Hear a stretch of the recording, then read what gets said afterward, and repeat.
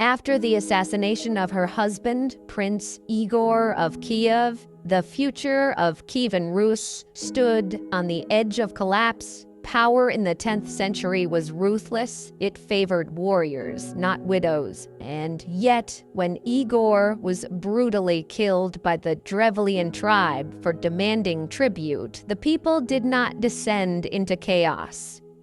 They turned their eyes to one woman, Olga of Kiev, a ruler surrounded by enemies, a mother with a young son not yet ready to lead, a woman expected to submit or disappear. The Drevlians believed her position was weak. They believed tradition, fear, and pressure would force her hand. Confident in their advantage, they sent envoys to Kiev with a proposal disguised as diplomacy. They suggested Olga marry their prince, unite the lands, and quietly surrender her authority.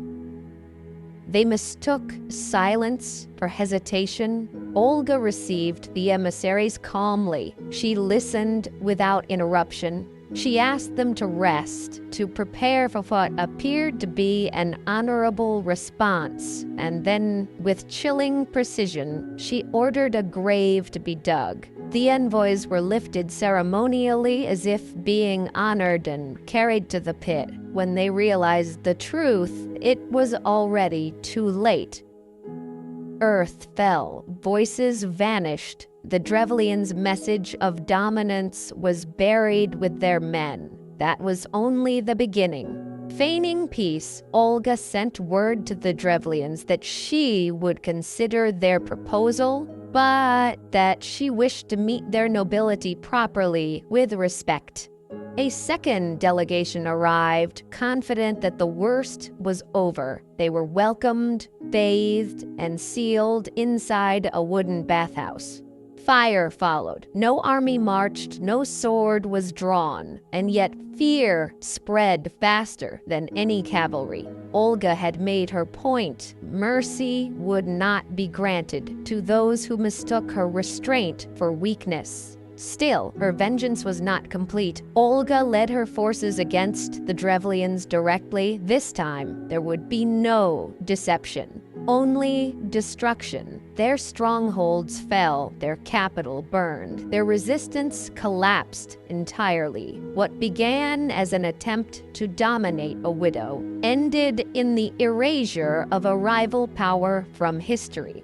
But Olga was not merely a ruler of violence. Once the bloodshed ended, something remarkable happened. Instead of ruling through constant fear, she turned to reform. She reorganized tribute systems, strengthened governance, and stabilized her realm. Where others ruled by chaos, Olga ruled by structure, and then she made her boldest decision. At a time when pagan traditions defined identity and loyalty, Olga looked beyond old gods and tribal divisions. She traveled to Constantinople, the heart of the Byzantine world, and embraced Christianity, not under pressure, not for appearance, but by choice. Her conversion was deeply personal, yet profoundly political. Christianity offered more than faith. It offered unity. It connected Kievan Rus to one of the most powerful civilizations of the era. It introduced literacy, law, diplomacy, and a new cultural foundation.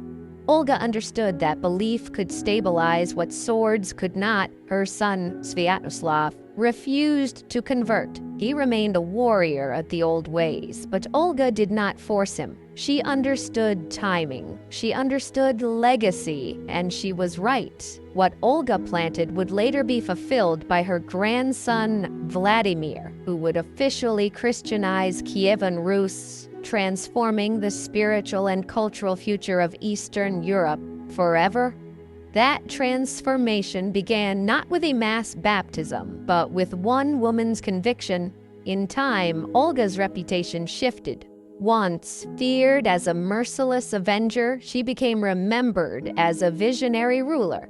The Eastern Orthodox Church canonized her as a saint, honoring her as equal to the apostles, a title reserved for those whose faith reshaped nations. Her life defied expectations. She ruled in a world that denied women authority and enforced her rule with intelligence, patience, and absolute resolve. She proved that power is not only wielded through force, but through foresight, not only through destruction, but through transformation.